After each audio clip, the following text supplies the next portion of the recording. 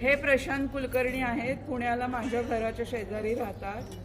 त्यांनी पूर्ण अत्यंत कठीण अशी नर्मदा परिक्रमा केली आणि आता भाबरीमध्ये एक आश्रम आहे, तिथे स्वतःला अगदी वाहूनच घेतलं त्यांनी.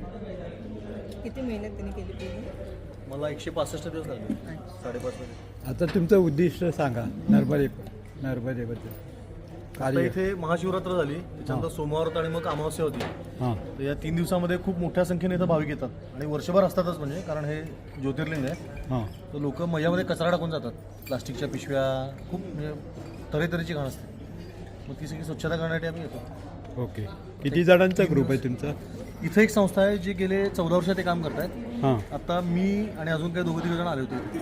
ओके. संस्थेचं नाव काय? नाही, संस्थाचं काही नाव नाही, असा ग्रुप आहे तुमचा? त्याला आम्ही निर्मल नर्मदा माई अभियान असं नाव ओके, दिलंय. हां. अभियान. ओके ओके, छान आहे. पण संस्था अशी काही फॉर्म केलेली नाही. बाकी तुम्ही शिक्षणाने इंजिनियर आहेत, पण असं व्यवसाय किंवा मी IT नोकरी? क्षेत्रात नोकरी केली 10 वर्ष. ओके. त्यानंतर पण जेव्हा म्हणजे परिक्रमेनंतर माझ्या लक्षात आलं की या भागामध्ये, आता मी ज्या गावात राहतोय हां, तिथे शाळा नाही, वीज नाही, रस्ता नाही, हां. वैद्यकीय सुविधा नाहीत, काहीच ओके. नाही. हां, आणि तरी परिक्रमासी रोज 500 जात आहेत ओके. आणि सेवेची अपेक्षा करतात. हां, मग त्या ठिकाणी काहीतरी केलं पाहिजे ना आपण. ओके. मग मी थांबलो तिथे, पूर्ण वाहून घेतलं आता त्याला. कारण त्याशिवाय होतच नाही ते. ओके. मग बाकी प्रपंच आणि पण कसं आहे की चांगला चालला आहे ना, इतका व्यवस्थित? चालला अगदी रोज. हां, यांनी बघितलं ओके. हां, प्रपंच 18 वर्ष प्रपंच केला. केला. हां, आता हा राष्ट्राचा प्रपंच प्रपंच आहे. प्रपंच. ओके. घरी एक मुलगा, इकडे 150 मुलं आहेत. हां ना, ओके ओके. रोज 150 मुलांचं जेवण असतं आपल्या इथं. म्हणजे ज्या शाळा आहे. मुलांना शिक्षण आणि हां, शिक्षण म्हणजे शाळाच चालू केली आपण. शाळा चालू केली. हां, 152 मुलं आहेत आपल्या शाळेत. हां हां हां त्यांचं जेवण खाण सगळं आपल्याकडेच असतं. हां हां. परिक्रमास येतात रोज, कधी 400 कधी 500. आणि हे कार्य तुम्ही स्वतःहून सुरुवात केली की कोणाचं तरी वारसा चालवताय तुम्ही? इथे ते फुदला मामा पावरा म्हणून आदिवासी मामा होते. ओके तर ते त्यांच्या यथाशक्ती सेवा करायची पूर्वी. ओके. पण नंतर ते गेले मध्यंतरी. हां. त्यांनीच मला विनंती केली थांबलो. हां, छान. त्यांना 18 मुलं आहेत. हां हां 9 मुलं 9. पण तो वारसा पुढे चालेल का अशी खात्री नव्हती त्यांना, म्हणून थांबलो. तर आता हा मी व्हिडिओ एका समाज माध्यमावर शेअर करेल, तर तुम्ही तरुण मुलांना काय सांगाल? तुम्ही एक संदेश द्या, तुम्ही काहीतरी. संदेश एवढाच आहे की आपण प्रतिज्ञा म्हणतो भारताची, भारत माझा देश आहे आणि सारे भारतीय माझे बांधव आहेत. हां तर आपण विचार करताना नेहमी आपण आपले आईवडील, आपलं कुटुंब एवढा विचार न करता आपला समाज म्हणून जो आहे आजूबाजूला, आपले जे धर्म बांधव आहेत, राष्ट्र बांधव आहेत, त्यांचा पण विचार केला पाहिजे. कारण शेवटी तुम्ही जेव्हा घरामध्ये असता तेव्हा तुमचं तो समाज आहे, पण पूर्ण जो आपला जो देश आहे तो पण एक कुटुंबच आहे. आणखी त्याच्या काय गरजा आहेत, जसं आपण आपल्या मुलांना काय हवं नको बघतो, तसं आपण ही जी समाजातली बाकीची मुलं आहेत त्यांच्या पण गरजा नाही बघितल्या आणि उद्या जर ती कन्वर्ट झाली किंवा दुसऱ्या कुठल्या वामामार्गाला लागली तर त्यात त्यांचा दोष नाही, कारण आपण त्यांच्याकडं शक्य असून लक्ष दिलेलं नाही. ओके. आपल्या गरजेपेक्षा जास्त जर आपण कमवलं असेल ना, तर ते नक्की त्याचा थोडा वाटा समाजाला द्यावा. त्याशिवाय आपण एक समाज म्हणून एकसंध राहणार नाही. ओके, एवढंच मला सांगायचं. छान, मस्त. धन्यवाद. तुम्ही आम्हाला एवढं सगळं 4 शब्द बोललात, खरोखर ऐकून बरं वाटलं. तुमचे सुद्धा मी आभार मानतो. तुम्ही चांगल्या व्यक्तीशी भेट घडवून दिली आपल्या ग्रुपला. राम समर्थ नर्मदे हर. Okay, thank you. मी तर म्हणतो पूर्ण मौन मला पटत नाही, कारण पूर्ण मौनात जर तुम्ही बसलात आणि एखादा साधू तुम्हाला काहीतरी सांगायला लागलाय, तो काहीतरी विचारतोय तुम्ही मौन बसतात, तर त्याला काय अर्थ नाही. सिलेक्टिव्ह मौन म्हणजे स्वतःबद्दल काय बोलायचं नाही, आणि तुम्हाला काय शंका असतील तर विचारा, तुम्हाला काय माहिती हवी असेल तर ती घ्या, ही देवाणघेवाण ठेवायची, पण स्वतःविषयी काय आलं की मौन करायचं. म्हणजे मी असं केलं होतं सिलेक्टिव्ह मौन. त्याचा खूप आणि फायदा. इथं ते कोणतरी 121 वर्षाचे किंवा 105 ते आहेत कोणी सियाराम बाबा म्हणून होते, त्यांचं वय 92 होतं. मीच त्यांना विचारलं होतं. मी त्यांना विचारलं तेव्हा 89 वय होतं. मी त्यांना म्हणजे लोक म्हणायचे 130 140 फार आकडे वाढायला लागले. मी त्यांना डायरेक्ट विचारलं, म्हटलं तुमचं वय किती आहे? ते म्हणले 89. ते 92 वर्षी 92 हा गेल्या वर्षी. पण आता कोणी अशा ह्याचे आहेत त्या वयाचे अशी कोणी आहेत का एखाद्या अशी विभूती खूप आहेत बघा. यांचं दर्शन झालेलं आहे ना, सुरुवात आपोआप झालेली आहे. एखादा आश्रम कुठला तुमच्या या गाडीच्या मार्गात काय काय मला माहित नाही आता कुठून कुठून जाते गाडी.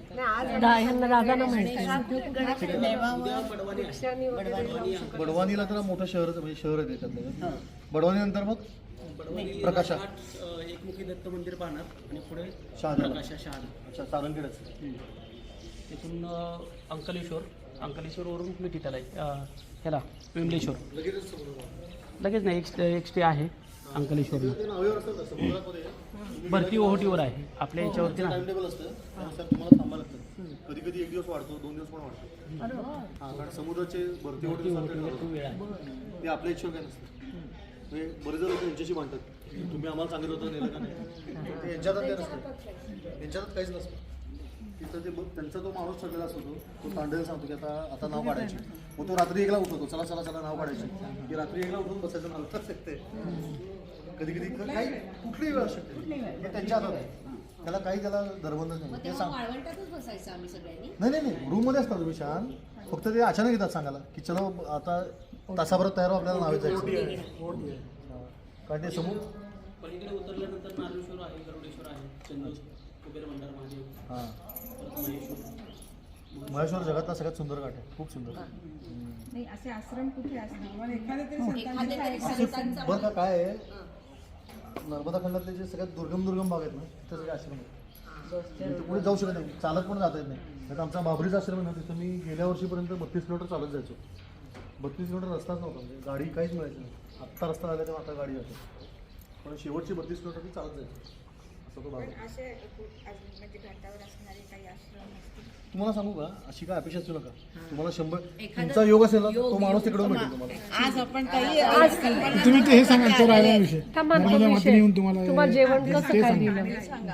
अमरकंटक आहे ना, म्हणजे अमरकंटकला मयाचा उगम आहे. आता तुम्हाला सांगून देतो की आता बघ, हे बघ जंगल आहे सगळं दिसतंय ना, हे प्रॉपर जंगल आहे. हां, म्हणजे व्यवस्थित अभयारण्य आहे. तर अशी 52 अभयारण्य नर्मदा खंडामध्ये आहेत किंवा तिच्या प्रांतामध्ये आहेत. आणि त्यातले बरेचसे व्याघ्र प्रकल्प आहेत. त्यामुळे नर्मदेकाठी बिबट्या, वाघ, लांडगे सगळे मोठे हिंस्र प्राणी आहेत आणि मोठ्या प्रमाणात आहेत. फक्त ते तुम्हाला दिसत नाहीत, त्यांना तुम्ही दिसता, पण आपल्याला ते दिसत नाही कारण ते सावध असतात. पण त्यातलं जे सगळ्यात मोठं जंगल आहे, अचानक मार फॉरेस्ट म्हणतात त्याला, तिथनं नर्मदेचा उगम आहे, म्हणजे अमरकंटकच्या जंगलातनं. तर तिथे एक रामदास बाबा म्हणून संत होते, आत्ता नुकतेच ते गेले. किती दिवस झाले होते, मी 2-3 महिने आले. तर त्यांना भेट मला असं बऱ्याच जणांनी सांगितलं होतं, मग मी त्यांना गेलो होतो भेटायला. तर त्यांनी मला जंगलात ठेवून घेतलं ते आणि मी मागायला होतो की आता जातो थांब रे म्हणायचे. दुपारी 2:30ला मला म्हणजे जातो आता पुढे, आणि त्यांच्यातनं 15 किलोमीटर जंगल बाकी होतं. आणि दुपारी 2:30च्या पुढं जंगलामध्ये ना 4-4:30ला अंधार पडायला लागतो. तर 2 तासामध्ये 15 किलोमीटर चालता येणं शक्यच नव्हतं. मी असं विचार केला की पळत जाऊ, पण ते काय शक्य नाही झालं आणि जंगलातच अंधार पडला. आणि मग मला गुराखी भेटला संध्याकाळच्या वेळी. तो म्हटलं तुम्ही आता पुढे जाऊ नका, कारण म्हटलं इथं पुढे खूप मोठं जंगल आहे 10 किलोमीटरचं. मी 5 किलोमीटर आलो होतो पळत. म्हटलं तू इथं जंगलातच थांब, इथे काहीतरी करून झोप, कारण म्हटलं इथं समोरच्या तटावर तिथं मैया एवढीच आहे, 15 फुटाचीच आहे आणि 5 फूट खोली, छोटीशी बालरूपातली. आता ओढा कसा असतो तशी. तर म्हटलं की समोर दमगड नावाचं गाव आहे, तर तिथं तू आरडाओढा गेला तर ऐकू तरी जाईल. 2-2.5 किलोमीटर, इथे 10 किलोमीटर काहीच नाही पुढे. तर त्यामुळे तू पुढे जाऊ नको. जंगलात राहून कसं असतं तर सगळं हां, मग मी काही नाही, बेअर ग्रिल्स मॅन वर्सेस वाईल्डसारखं मी लाकडं शोधली, त्याची झोपडी केली, पाला पचवायला टाकून त्याच्यावरती शेपोटीसाठी मी लाकडं गोळा केली. ती त्यात 2 दिवसापूर्वी पाऊस झाला होता, असा अचानकच पाऊस होता तिकडे. त्यामुळे सगळी लाकडं ओली. काडीपिटी माझ्याकडं काडीपिटी होती, त्यात 17 का 18 काड्या होत्या. त्यातली एक काडी संपली की मला असं जीवावर येते. आणि थंडी होती त्या दिवशी, रात्री 0 तापमान झालं होतं, म्हणजे बर्फ गोठला, म्हणजे दवबिंदू गोठले होते, इतकं बर्फ म्हणजे थंड तापमान झालं होतं. आणि माझ्याकडं काहीही नव्हतं पांघरायला. माझ्याकडे 2 कपडे असायचे, एक आणि एक असं. टी शर्ट नव्हता, हे फक्त मी बांधायचो छाटी अशी, आणि तेवढेच कपडे. आणि थंडी खूप वाजत होती. तर मग तसंच मी त्या शेकोटी पेटली कशी शेकोटीने शेकत बसून राहिलो. तर मला भूक खूप लागली होती आणि म्हणजे रात्रीचे 10 वाजले जवळपास. खूपच भूक लागली होती प्रचंड. आणि सोबत बिस्किट वगैरे ठेवतात लोक युजली, पण मी ते पण नव्हतं काही घेतलं, कारण माझ्याकडे पैसे आणि मोबाईल मी घेतला होता परीक्षेला, पूर्ण मैयावरच. मग रात्री भूक लागल्यावरती मला असं लहान बाळं कशी भूक आहे, आणि तिथं कुणीच नाही ना, मी आणि मैयाच. त्यामुळे मी रडायला लागलो लहान बाळं, मला भूक लागली. तर मला ना पाण्यात असा अगदी बरोबर हा खड्डा कसा आहे ना, तेवढ्याच अंतरावरती होतो मैयापासून. तर खड्ड्यातनं एकदम असा आवाज आला. तर म्हणून मी टॉर्च होता, त्याचा पण एक वेगळाच अनुभव होता की तो टॉर्च माझा विसरून गेला होता रामदास बाबांकडे, आणि तो सापडलाच नव्हता. आणि तो गेला म्हणजे त्यांच्या पेटारात पडला होता, पण तो मला जेव्हा हवा तेव्हा बरोबर मिळाला. आणि मग त्या आणि तो परिक्रमाच्या आदल्या दिवशी परत गायब झाला, तो परत भेटलाच नाही मला. त्यात सेल बिल मी परत कधीच नाही टाकले. तो मी रात्रभर चालू ठेवला होता तरी कधी विजायचा नाही. आणि ते असं आला, एक 22 वर्षाचा मुलगा असं डोक्यावरती ताट घेऊन आला आणि गरम गरम जेवण करून मला वाढलं. असं सागर सगळं पोळी भाजी भात आमटी पापड लोणचं असं सगळं होतं. आणि मग मी त्याला म्हटलं की तुला टॉवेल देऊ का अंग पुसला? नाही म्हणे, म्हणजे वापस पाणी मी जाणार. म्हटलं बरं. मग जेवलो वगैरे, मग थोडं पोटात अन्न गेलं, सुचा लागलं. मग तुम्हाला तू इथं कसं काय आला? तर तो म्हणला की मला दूर दिसला शेकोटीचा, म्हणून मी आलो. कुठनं आला? तो म्हणला इथनं दमगडवरून आलो. म्हटलं बरं. मग तुझं नाव काय? म्हणला नर्मद सिंग. तर मी त्याला म्हटलं अरे वा क्या नाम रखा है माँ बापने तुम्हारे, असं एवढं अगदी बोलतो. आणि मग नंतर जेवण झालं त्याला म्हटलं मी ताट धुवून देतो. नाही म्हणे मी धुवून आप अभी सो जाओ, अभी कोई चिंता नाही, सो जाओ, कुछ नाही होगा. आणि गेला निघून. तर मी आपला असा शेकोटीच्या उजाळात दिसला मला जाताना. म्हटलं अरे पण त्याला बस पण म्हटलं नाही, त्याला टॉवेल दिला नाही, ताट पण धुवून नाही, ॲटलीस्ट चाललाय तर त्याला बॅटरी दाखवूया असं म्हणून त्याला म्हटलं अरे नर्मद रुक नाही तुमको बॅटरी दिखाता. असं म्हणून मी बॅगेतनं बॅटरी काढली आणि गेलो. काय इथून किती अंतर आहे आणि दिसेच ना. मी बघतो इकडे इकडे कुठे समोर, बरं समोर मी जाऊ शकत नाही कारण परिक्रमेत आहे आणि काहीच दिसतं ना. मी आवाज दिला मग कुठे नर्मद कोणीच नाही. मग माझ्या लक्षात आलं पोट तर भरत होतं, परत आलो झोपलो असा अनुभव आला. नक्कीच ती नाही त्यावेळी नाही गंमत सांगतो ती, म्हणजे ती अवस्था अशी असते ना. मी असं विचार करतो की काय कुठं झाला. मी अजूनही असं विचार होतो की कुठतरी गेला जंगलातली माणसं फास्ट जातात वगैरे. आणि मग सकाळी मी जेव्हा बाहेर पडलो जंगलात 11 वाजता मी ते रामघाट म्हणून इकडे पोचलो. ते सगळे माझ्याकडे बघायला लागले की एवढा लवकर कुठं आला, कहाँ से आहे, अमरकंटक से इतने जल्दी कैसे आहे. म्हणलं मी थांबलो होतो मध्ये. म्हणजे मध्ये कुठं काय थांबलो म्हणलं मी जंगलात थांबलो होतो. क्यों म्हणले मैया को तकलीफ होतो. मुझे तकलीफ क्या है, बोले खाना पिने का क्या किया. म्हटलं नाही मुझे लाके खाना दिया दमगड सिलसिले. म्हणजे त्या भागामध्ये तेव्हा वाघ निघाला होता. म्हणजे वाघ फिरत असतो ना त्या काळात तिकडे वाघ होता. तर त्यामुळे कोणी घराच्या बाहेर तोडला, कोणी शेर निकलता तो 4 के बजे कोई घर से बाहेर नाही निकलता. आणि तुम्ही मला सांगताय की इथं जेवण वगैरे आणून दिलं रात्री 6 द्याला, हे शक्यच नाही. मग मी सांगितलं नर्मद सिंग उसका नाम था, दमगड से आया था. म्हणजे पुरे दमगड में ऐसे कोई नाम का आदमी नहीं है. आदिवासी आहेत ना सगळ्यांना सगळं माहिती असतं. क्यों मैया को तकलीफ होती ऐसे मत करा. मग तिथून पुढं मी ठरवलं की नियम पाळायचे. पण हे रामदास बाबांनीच मला सांगितलं होतं की तू 2.5 तास त्याला म्हणले जा. काय अशा तुम्ही ना काहीच ठरवायचं नाही, सगळं आपोआप होतं. बघत जा तुम्ही. हां पूर्ण तिच्या सतळ पाहिजे तुम्हाला. एवढं तुम्हाला अनुभव येईल. तुम्हाला कधी वाटेल की माणसं वेळेत का काय एवढं काय मैया करताय, पण ती अनुभूती तुम्हाला स्वतःला येईल. ती नदी नाहीच आहे, ती प्रचंड मोठी शक्ती आहे. तुम्ही जगातलं पहिलं पाण्याचा सोर्स आहे याच्यात तुम्ही ओळखा की सगळ्या जगाला पाणी इथनं आलेलं तो हा पाण्याचा स्रोत आहे. तर त्याच्यामुळं ना वेगळंच आहे नर्मदेचं काम. तुम्हाला अनुभव येईलच, तो पदोपदी अनुभव येईल. ती कुठलंच संकट तुम्हाला येऊ देत नाही किंवा मला तर आलं तर पुण्यापासूनच अनुभूती दिली. मंजू गेली आणि संजू आली.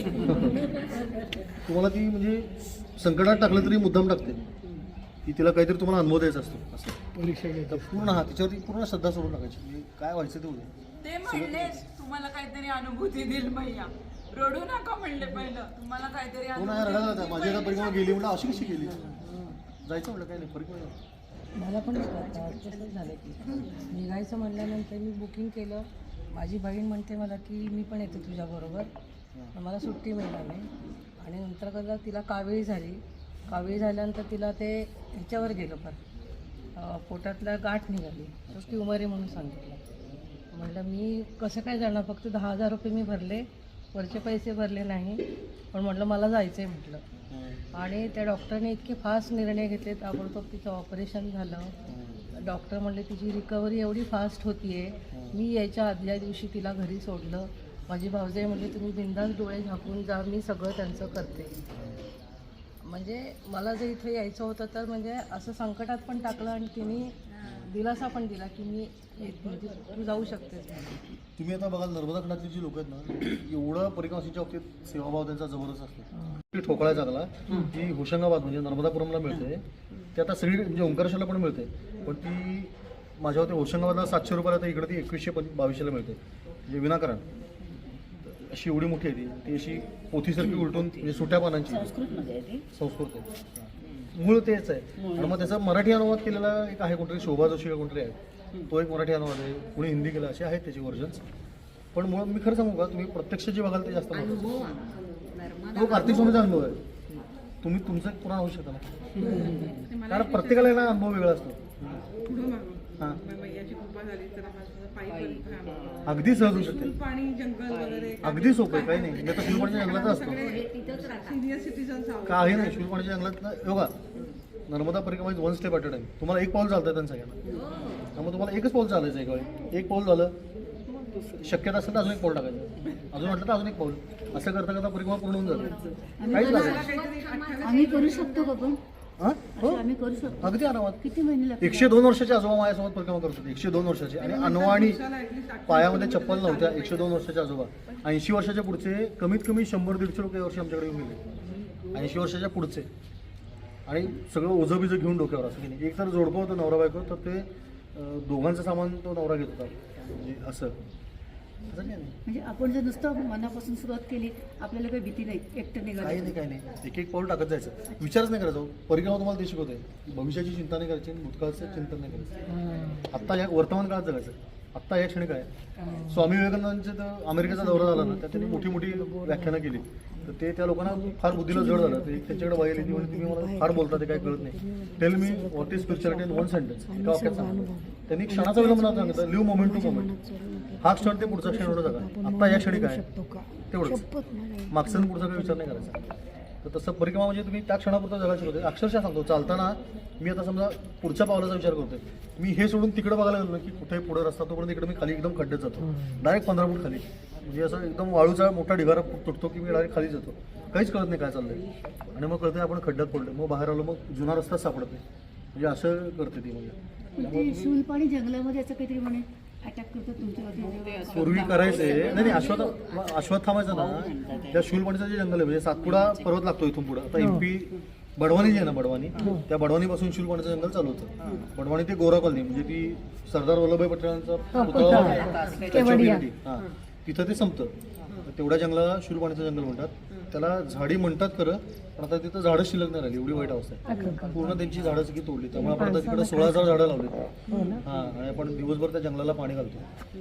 ते जंगल परत वाढवायचा प्रयत्न चाललाय. परिक्रमा मार्गात परत सावली करायचा प्रयत्न चाललाय. पण मग आम्हाला बसमध्ये ते लागणार आहे. नाही बस ॲक्च्युली ना, आता गाडी जायला असा मार्ग झालेला आहे. तुम्ही जर कधी भविष्यात कारने जायचं असेल ना, तर शूलपाणीच्या गाडीतनं जाता येतं. मार्ग झालेला आहे. फक्त बस जात नाही, कारण 17 फुटाच्यापेक्षा आमचं व्हेकल बसत नाही. अश्वत्थामा आहे का खरं? तर तिथं अश्वत्थामा पर्वत नावाचा एक पर्वत आहे. हां, त्या शूलपाणीमध्ये जो परिक्रमा मार्गापासून लांब आहे थोडासा. तर तिथं त्याचं घर अशी मान्यता आहे. आणि तो परत कोणालाच चढता येत नाही. त्यासाठी 6 महिन्याचं व्रत करावं लागतं. आणि ते व्रत करून जर चढतो त्यालाच ते चढता येतं. म्हणजे उपास तापास करून एक वेळ जेवायचं, जमिनीवर झोपायचं, नख केस वाढवायचं, असं करून ते चढावं लागतं. आहे 7 कोटी माणूस म्हणजे आधी एकेकांचे मी ऐकलेलं आहे. 15 वेगवेगळ्या रूपात दर्शन देतो असं म्हणतात. ऍक्च्युली जखम वाहत असलेला एक माणूस. पण सांगू का, म्हणजे माझं हे प्रामाणिक मत आहे की अश्वत्थामा असं कोणतरी फार ग्रेट ज्याचं दर्शन घ्यावं असा काय माणूस नाही. तुम्ही त्याचं फक्त वैशिष्ट्य काय की पुराण पुरुष आहे आणि त्यानं भगवान श्रीकृष्णाला पाहिलेलं आहे. एवढंच एक आहे. पण त्याच्या शापानेच तो जगतो. हा चिरंजीव आहे ते टार्गेट. शाप आहे ना तो, पुरा टाशवर नर्मदा परिक्रमेत असं आहे की तुम्ही जी इच्छा कराल ती पूर्ण होते. तुम्हाला तो अनुभव येईल आता. त्यामुळे इच्छा कमीत कमी करायची. आणि आपण इच्छा नाहीच केली पाहिजे. हां, मग तिला जी इच्छा आहे ती पूर्ण होणार. तिची इच्छा तुमच्या मनातलं सांगून जातात. 300 रुपये चप्पल घ्यायची म्हणून 300 रुपये बाजूला काढले होते. जे खरं तर नियमात बसत नाही, कारण संग्रह करायचा नसतो. आणि मला एक माणूस आला वाटलं सगळे पैसे काढून घेतले माझ्याकडचे. ते 300 रुपये पण काढून घेतले. म्हणून मी चिडून आहेत त्या पण चपला फेकून दिल्या. तर पुढच्या आश्रमामध्ये मला 6,000चे बूट मिळाले. त्यांनी म्हणजे नवीन बूट घेतले होते, बाबाजी आपली होते. मग ते नायकीचे ब्रँडेड शूज मला मिळाले. आणखी मी इकडे माझी लायकी 300 रुपयाची स्लीपर. मी काय विचार केला, इथं कुठली मिळणार आहे, 300 रुपयाची चप्पल घेऊ पण ती मिळते बैराटी म्हणून, ती चप्पल घ्यायचा विचार केला. तर तसं तुम्ही आपण काय मागणार आपल्या बुद्धीनुसार. तिला जर काहीतरी मोठं द्यायचं असेल तर काही डोक्यात घ्यायचंच नाही. तिच्या इच्छेने उलट चांगलं होणार, जे आपल्या अपेक्षित पण नाहीये कदाचित. आणि अश्वत्थामा तेव्हा ते जगन्नाथ कोंडयांनी पुस्तकात लिहिलं. त्याच्यानंतर मग सगळेजण अश्वत्थामा करायला लागले. मग लोकांना ते असं झालं आता अलीकडे की अश्वत्थामा भेटला नाही म्हटलं तर फाऊल वाटतो त्यांना. मग ते ठोकून देतात, मला अश्वत्थामा भेटला. असं काही नाही. मला 1-2 जणांनी सांगितलं अश्वत्थामा भेटू दे, असं आशीर्वाद दिला. होय ना, वा.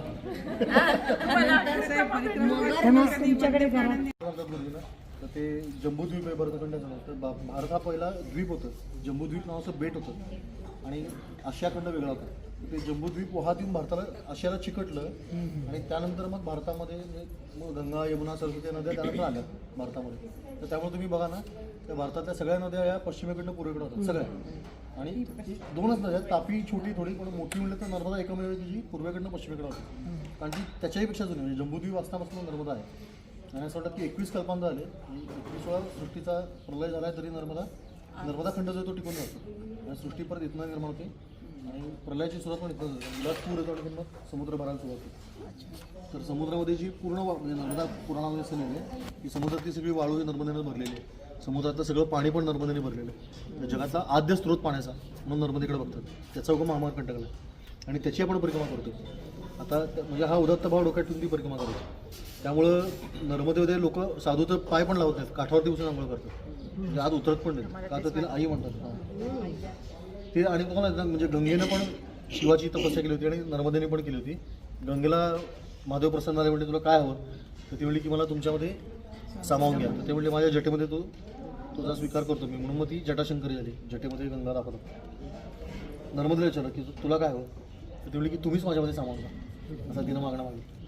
शंकर तथास्तु म्हणले. त्यामुळे नर्मदेतल्या प्रत्येक दगडाला महादेव म्हणतात. नर्मदा मैया का हर कंकर शंकर होता. मानसकन्या आहे ना, शंकराची मानसकन्या त्यांनीच सांगितलं की पण मी तुझ्यामध्ये सामावलेलोच आहे असं. त्यांच्या घामापासून उत्पन्न झाली असं ऐकलेलं आहे. त्याची जी म्हणजे अमरकंटक जी आहे ना, त्या शंभूच्या जटा आहेत आणि त्याच्यातलं तिचा उगम झाला असं म्हणतात. पण तिनं सांगितलं होतं की तुम्ही माझ्यामध्ये समावित व्हा. तेव्हापासून त्यांनी सांगितलं की तुझ्यातलं प्रत्येक दगडाला शंकराचा मान असेल. त्यामुळे तुम्हाला सापडतील का पुढे पुढे जाल ना, सापडतात असे वेगवेगळे आकारचे गोटे सापडतात. लाल सापडतात, त्याला गणपती म्हणतात, शंकर असतो असं. आता पण बघा तुम्ही, हा जो ओंकारेश्वर शिवलिंग आहे हे मध्ये पर्वत आहे असा, ही 2 शाखा गेल्यात मयाच्या आणि मध्ये ओंकार बांधत पर्वत आहे. तर ही परिक्रमा खरं त्या ओंकारेश्वराची आहे, पण नर्मदा दोन्ही बाजूने असल्यामुळं नर्मदेची परिक्रमा करायला लागते असं म्हणजे शास्त्रकार म्हणतात. तर त्यामुळे तुम्हाला ओंकारेश्वराचंच काय महत्त्व आहे, तर इथून ती परिक्रमा चालू करायची, मग त्याला ते जल अर्पण करायला यायचं. त्याला ते जल अर्पण केलं की तुमची परिक्रमा पूर्ण होते असं. मग त्याचे प्रकार आहेत. आता जलरी परिक्रमा म्हणून नाही की पूर्वी समुद्रामध्ये, आता नर्मदेचा उगम करंगळे एवढा आहे आणि समुद्रामध्ये ती 65 किलोमीटर रुंदीची. मग तेवढं तर पूर्वी जाणाऱ्या नावा नव्हत्या. मग त्या काळात लोक काय करायचे, अमरकंटकहून जायचे समुद्रापर्यंत, तिथनं परत यायचे अमरकंटकला आणि तिथनं परत समुद्रापर्यंत जाऊन परत उलटे यायचे. तर त्याला जलेरी म्हणजे महादेवाची जलेरी असते ना, आपण ती पिंड ओलांडत नाही. तसंच तशी अर्धप्रश्न हां, म्हणून तसं जलेरी परिक्रमा पण करतात. आजही लोक करतात. मला 7 लोक भेटले होते जलेरी परिक्रमा करणारे. दुसरे असते खंड परिक्रमा, म्हणजे ज्यांना वेळ नाही, ते महिनाभर वेळ मिळाला समजा, इथून इथपर्यंत नेमावरपर्यंत चाललो, थांबलो, मग पुढच्या वेळी नेमावरच्या इथं परत जल उचलायचं चालू करायचं असं. आणि तिसरी आता ही वाहन परिक्रमा जी तुम्ही करताय, पण ही पण परिक्रमाच आहे. म्हणजे त्याचा तो भाव कमी नाही होत याचा, की म्हणजे पायी परिक्रमेचा जो भाव आहे ना, तेवढ्याच शुद्ध तुम्ही करू शकता. आणि नियम तर तुम्ही पाळलं तेवढं कमी शकतो. हां, तुम्ही जसं सांगितलं तसं उदय आचार्यांनी पण सांगितलं हो. की जे काय हे दिवे वगैरे आहेत ना, हो. तुम्ही आरती करायची आणि तुमच्या बरोबर ते घेऊन यायचे. काय कणकेच असेल तर ते माशांसाठी सोडा, पण काहीही पाण्यामध्ये टाकायचं नाही, कुठलेही कपडे नाही, काहीही करायचं नाही. केलंच नाही. खूप चुकीचं. कारण त्यांनी दूषित होते नदी, बाकी काही नाही. आपण बघा म्हणजे आपण घर एवढं स्वच्छ ठेवतो, तुम्ही आता घाटावर पण बघा लोक कसं काय काय प्रकार करतात, खूप विचित्र प्रकार करतात. अच्छा, अजूनही काय काय की परिक्रमा करताना जी देवळं आहेत तिथं आपण पूर्ण प्रदक्षिणा घालायची नाही. हो हो, ते आहे का? कारण तुम्ही ऑलरेडी परिक्रमेत आहे, त्यामुळे दुसऱ्या कोणाची परिक्रमा करायची नाही असं म्हणतात. हो. फक्त नमस्कार नमस्कार, प्रदक्षिणा नाही घालायची. तुम्ही घालायला लागलात ना, तुम्हाला तिथले लोकच आठवतील, अरे आप परिक्रमा आहे ना, तो म्हटलं. अच्छा, म्हणजे तुम्हाला ते बेसिकली काय सतत स्मरण, प्रत्येक गोष्टीला आठवण की अरे मी कुठल्या तरी अजून कुठले कुठले नियम पाळू शकतो? ते प्रदूषणाच्या दृष्टीने तर झालं. बघून पाळू शकता. बघून म्हणजे बघा, तुम्हाला आयुष्यामध्ये तुम्ही काय परिक्रमा दर महिन्याला किंवा दरवर्षी करणार नाही. खूप दिवसांनी हा योग आलेला आहे. हां, खूप दिवसांनी तुम्ही परिक्रमेला आलाय आणि ही संधी अशी दुर्मिळ आहे. म्हणजे कारण तुम्हाला या नर्मदा खंडामध्ये इतक्या लोकांनी तप केलं. तुम्ही ज्या ज्या देवांची नावं ऐकलेत, की ज्या ज्या ऋषीमुनींची नावं ऐकलेत, राक्षसांची नावं ऐकलेत, त्या सगळ्यांनी इथं तप केले. म्हणजे अगदी रावणाचा मुलगा मेघनाथ त्यांनी पण इथं तप केले, रामाने इथं तप केले, ब्रह्मदेवाने तप केले, विष्णूने तप केले, रामाने, सगळ्यांची इथं महाराज पण येऊन गेलेले बरेच. महाराजांची तपस्थळी आहे, रामदास स्वामींनी स्थापन केलेले मारुती, सगळेजण इकडे येऊन गेलेत. टेंबे स्वामी टेंबे स्वामींची तर समाधीच आहे, समाधी त्यांचे 4 चातुर्मास झालेत नर्मदे काठी. तसे खूप म्हणजे तुम्ही जी जी मोठी नावं ऐकलेत ना, त्या प्रत्येकाचा नर्मदेशी काही ना काहीतरी मार्गाने संबंध आहे.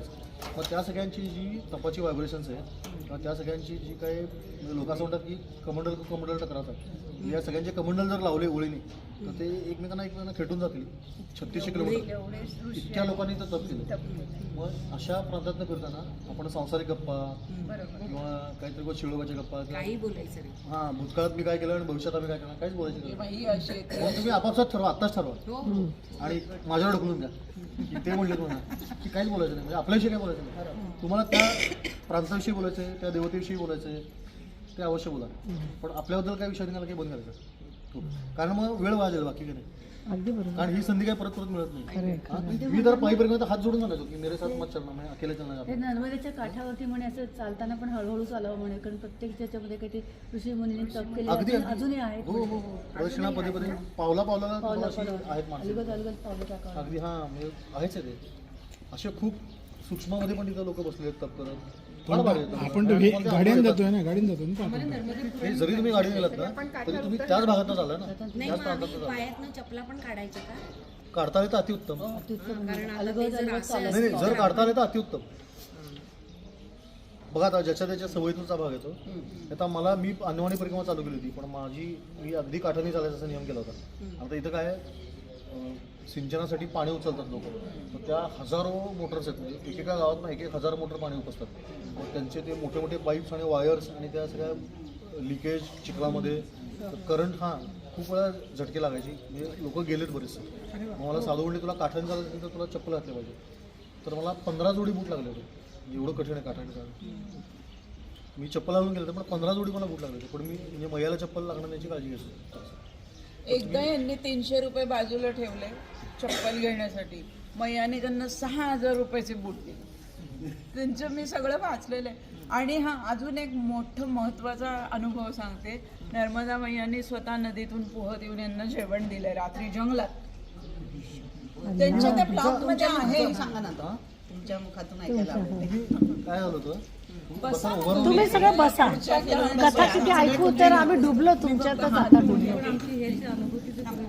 हो, मी आमचं अहो भाग आपल्याला जेवायला आलं खूप अगदी ते आपल्याकडे मैया म्हणूनच बघतात. तो पण त्यांचा एक अनुभव आहे. एका घरात एकच पोळी होती, ते उपाशी राहिले आणि यांना पोळी दिली. ऐकले मी त्यांचं. तिथंच मी राहतो आता. त्यांच्यातच सगळं चालू केलं. त्यांच्यात आता रोज 500 लोक जेवतात. तुम्ही शाळा पण सुरू करताय ना, म्हणजे त्या शाळा चालूच आहे विद्यार्थ्यांसाठी ना. हो, शाळा चालूच आहे. नर्मदा पुराण म्हणजे काय तुम्हाला थोडक्यात सांगतो. तुम्हाला ती गोष्ट माहिती आहे ना की शंकर पार्वती आणि कार्तिक स्वामी आणि गणपती त्यांची मुलं, मग त्यांना विचारतात की त्यांनी पूर्ण ब्रह्माची प्रदक्षिणा कोण पहिल्यांदा करून ब्रह्मांडाची, तो जिंकला. तर गणपती आईवडिलांची परिक्रमा आणि कार्तिक स्वामी सगळ्या ब्रह्मांडाची परिक्रमा. तर कार्तिक स्वामी जे ब्रह्मांडाची परिक्रमा करून आले ते सगळे त्यांनी अनुभव लिहून काढले डायरी. त्याला स्कंद पुराण म्हणतात. स्कंद म्हणजे त्याचं नाव आहे कार्तिक स्वामी. तर स्कंदाने लिहिलेलं स्कंद पुराण, त्यात त्याने कुठं कुठं काय काय पाहिलं ते लिहून ठेवले. त्यात तो नर्मदा खंडात पण आला होता, म्हणजे त्यानं परिक्रमा केली असेल तर त्याला त्यानं रेवाखंड नाव दिलं. त्या स्कंद पुराणाचा रेवाखंड म्हणजे नर्मदा पुराण आहे. म्हणजे तो लिटरली ऐतिहासिक पुरावा असलेला तो एक दस्तऐवज आहे आणि त्याला व्हॅल्यू आहे, ऐतिहासिकदृष्ट्या ते महत्त्वाचं आहे. कारण त्याच्यात वर्णन केलेली सगळी तीर्थ नर्मदेकाठी सापडतात आजही, बहुतांश 90% आहेत. त्याच्यामुळे तो चांगला पुरावा आहे की तो, मग त्यांनी प्रत्येक तीर्थाचा महिमा, कुठल्या तीर्थाचं काय महत्त्व त्याने दिलेलं आहे. आता तो कसा आहे कालसापेक्ष आहे, म्हणजे काळानुसार ते थोडंसं आता खरं तर 3 वर्ष 3 महिने 13 दिवसाची परिक्रमा असते. तुम्हाला सगळी तीर्थस्थानं बघायची असतील माझ्याकडची. हां, 3 वर्ष 3 महिने 13 दिवस एवढा वेळ तुम्हाला द्यावा लागतो.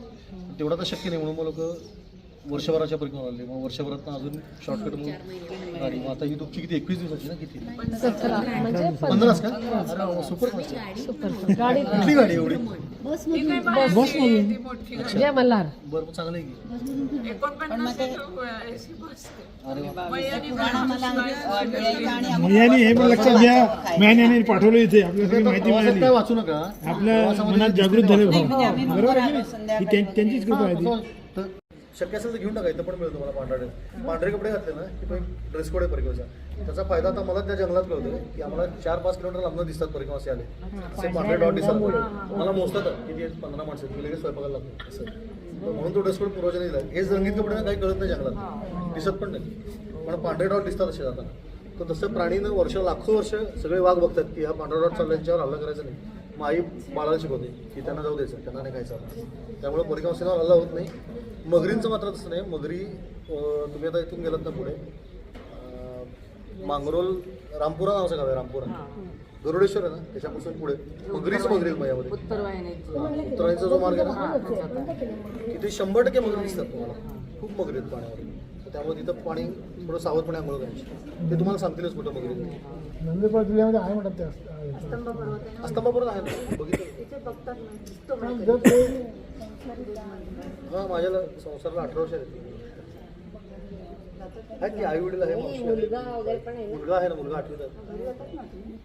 जातो मध्ये पण आता इथे पण आहेत ना इथं 152 मुलं आहेत. त्यांनी वेगळा संसार आहे. नाही म्हणजे ह्या मुलांचं कोण काढणं नाही ना काहीच नाही. म्हणजे तुम्हाला सांगतो 6 वर्षाचा मुलगा आदिवासी 6 वर्षाचा मुलगा होता जुगन्या म्हणून. त्याचं वजन 7 किलो होतं.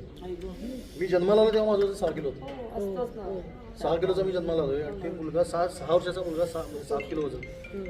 आता त्याचं वजन 17 किलो झालं चांगलं जेवण करून. म्हणजे रोज त्याला जेवणच नाही मिळत नाही का? काहीच दुर्भिक्षच आहे हो काहीच नाही.